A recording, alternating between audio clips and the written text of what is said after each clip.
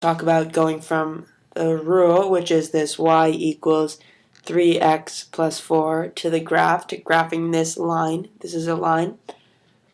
And going from the graph, this, and coming out with a rule, this equation. So y equals 3x plus 4. Basically, lines, this like written this way, this is a form that follows y is equal to ax plus b. And these a and b will always change, and your b is really your y-intercept. And why is that? That means your y-intercept is right here, and that's when x is 0. So if you plug in x is 0 here, you would get 3 times 0 plus 4 is just 4. So your y-intercept here is 4. So you go up 1, 2, 3, 4, and you know you have a point there. That point is 0, 4. If you want to label it, you could say this point is 0, 4. Just from looking at the rule quickly, I know it's positive because this coefficient here, this is called a coefficient, a, is positive. So when a is positive, it goes upwards like this. It's going upwards, not down like this. It's going up like this. So with that, now I look at the slope, the actual number. The slope is 3. So a is also your slope. And your slope is equal to delta y, change in y over the change in x. That's what the triangle means. Or rise over run. Or y1 minus y2, whatever. That basically means that every time you go up 3, 1, 2, 3, you can go over 1 and you get a point. So every time you go up 3, you go over 1. So we keep doing that. 1, 2, 3, over 1. And now here, if we go down 1, 2, 3, that's negative 3. We go over negative 1. And this is the negative direction. This is positive direction. This is the negative direction.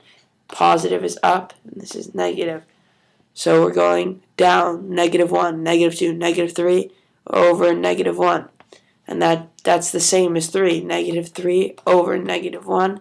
The negatives cancel, and you get 3. So this still works.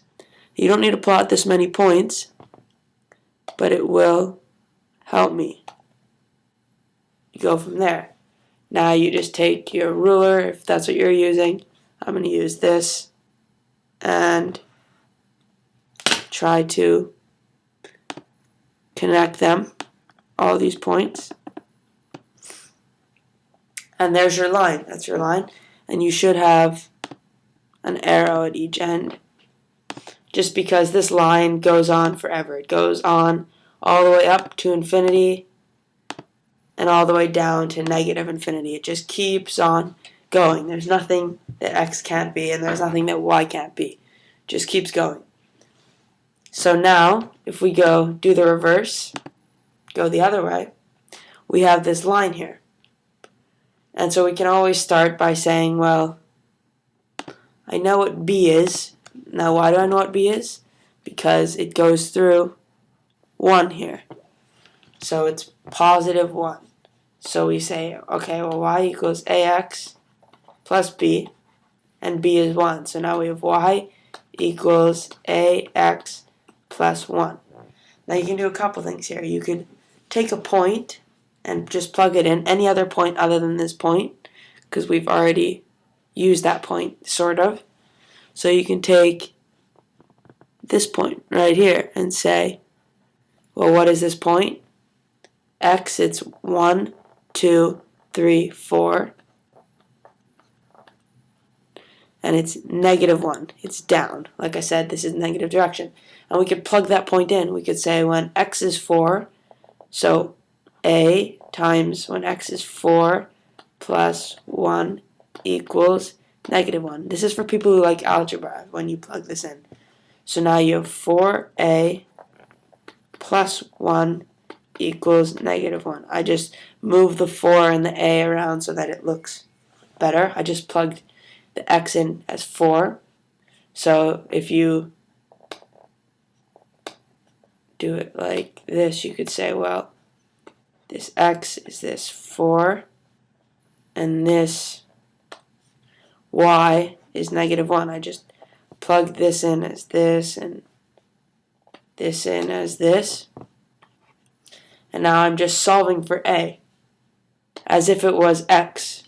I'm sure you've done algebra, so now you can move this over, you minus subtract 1 from both sides, as long as you do it to both sides, and you get -2 equals 4a. Divide both sides by 4, and -1/2 is equal a. So now your rule is y equals -x/2, or -1/2 plus 1. And that makes sense because this line here is going, this should be an arrow, sorry, is going downwards, not upwards, from left to right. So that's what a negative slope is, so that makes sense. An easier way to do this would also have just been to say, well, I go down 1, 2, and I go over 1, 2, 3, 4. So -2, go down 2, over 4, which is -1/2, and that's my slope. The only reason I did this algebraic way is because later on you will have to use this, and you won't have the graph. So this is a shortcut to it. Just counting down, you can do it anywhere. You can say anywhere where you have 2 points. You go down 1, 2, go over 1, 2, 3, 4. You can go down 8 and then go over 16. You're going down, so it's negative, and that's how you get the negative slope. So now here are a couple questions. I just want you to find the rule to each of these lines and to graph both of these. So after you do that, pause the video, and I'm going to make another video with the answers to these because this video is getting long. Plus, if you want extra work, there's posting a document with some questions and some practice for lines, especially some parallel lines and perpendicular lines, if you've learned that as well.